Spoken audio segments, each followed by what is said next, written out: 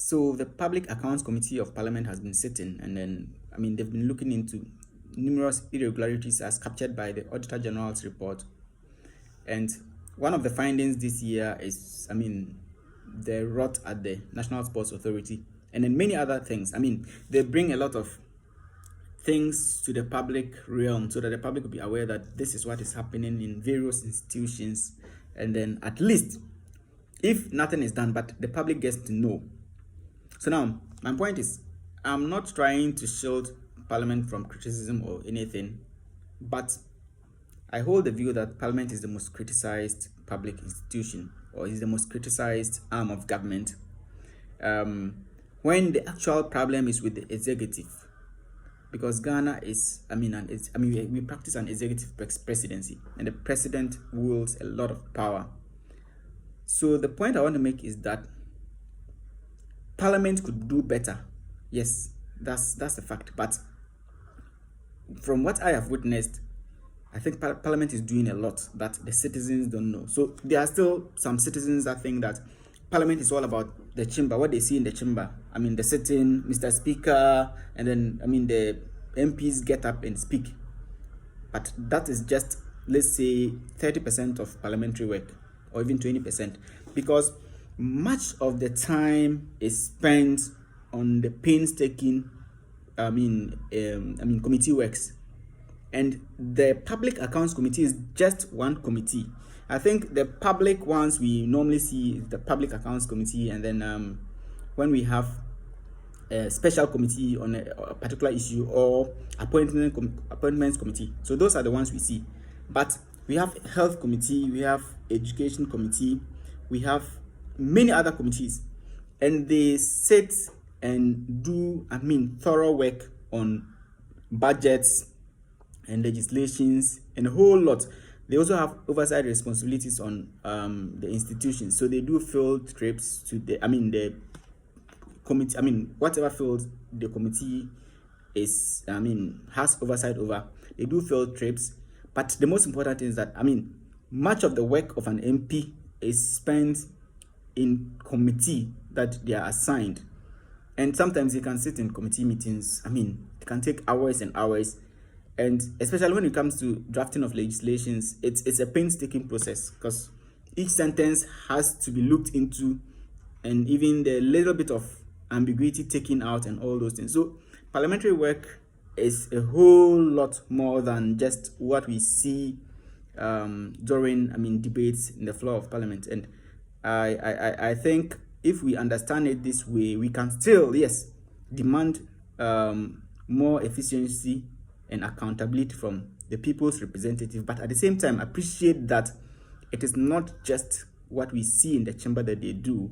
Because some of the criticisms we see, people just think they don't do anything apart from coming to sit in the chamber and then getting up and come home. But that's not the fact. That's factually inaccurate. And besides that, we also know it is a creation of the Ghanaian society. Politicians and citizens are all complicit in it. We know that we demand too much from them. Anything, our road, an MP must provide. Our, water, an MP must provide. Our funeral, if I give birth, then I invite an MP to come and I expect the MP to pay something. So aside that, even take those ones out. But there is a lot on the MP's table that they work on. And I think it's about time we admit it and face the reality squarely. We are leaving the real culprits and then, attacking the easy target. And the reason is that it is the MPs that come to our localities to campaign for votes. And that is why every other thing we think we can just reach out to the person that comes to us for votes. And that's why it is important for us to start electing DCs. Whoever wins the next elections, it is important that we start electing DCs. At least in terms of development at the local level, we would start holding the DCs accountable. And I think that's where we can really get things to work. If not, the current status quo is not giving any results at all. So let me not digress. The point I was making is that parliamentary work is a whole lot more, and yes, we would always expect our representatives to do more, but let's appreciate that it's a whole lot more. It's not just about the chamber, Mr. Speaker. So the point I'm making is that yes, we expect Parliament to do better, and then it's a growth process, right? But the reality is that most often than not, Parliament does its work, and then when it gets to the doorstep of the executive, I mean, it is shouldered and buried, and then action is not taken. For instance, just recently, this recent hearing of the Public Accounts Committee, they recommended that the NSA boss in Northern Region be arrested, right? And if executive decides to stampede this process, Parliament can't literally really not do anything. So those are some of the things. Sometimes Parliament does its work thoroughly, but when it comes to executive taking the recommendations and then implementing them without fear or favor, then nothing happens.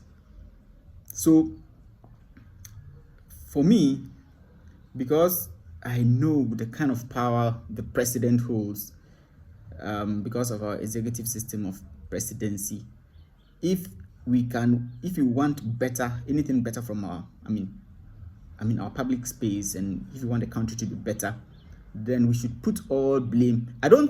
That's why I support people that put every single blame at the doorstep of the presidency. If we have a president that really wants this country to work, the country will work. And I say this without any doubt. So for those who criticize public institutions, and as I indicated, Parliament is the low hanging fruit that is easily punched. Let's direct some of our energy to the executive, and probably we will get things to work in this country. So yeah, see you again sometime.